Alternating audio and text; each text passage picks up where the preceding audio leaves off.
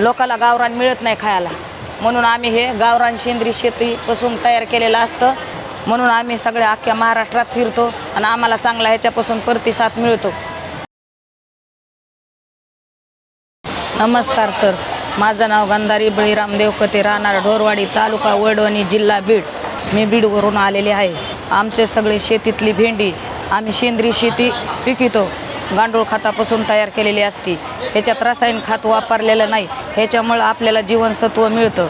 म्हणून आम्ही सगळ्या महाराष्ट्रात फिरतो आणि आम्हाला ह्याच्यापासून उद्योग व्यवसाय मिळतो. आणि आमचं गावरानच असतं. हुरड्याचं गावरान थालीपीठ, गावरान भेंडी, गावरान मेथी, पालक, सर्व प्रकारच्या आम्ही भाज्या सेंद्रिय शेतापासून बनवलेल्या आहेत. शहरी भाग लोकाला सेंद्रिय खत म्हणजे हे माहीत नसतं.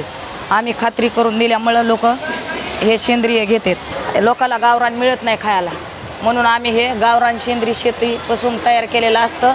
म्हणून आम्ही सगळ्या अख्ख्या महाराष्ट्रात फिरतो आणि आम्हाला चांगला ह्याच्यापासून प्रतिसाद मिळतो.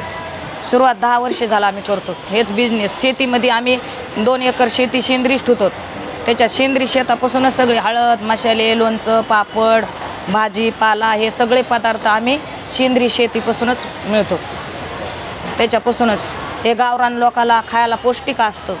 म्हणूनच आम्ही हे अख्ख्या महाराष्ट्रात फिरतो सेंद्रिय शेतीपासून केलेलं तयार.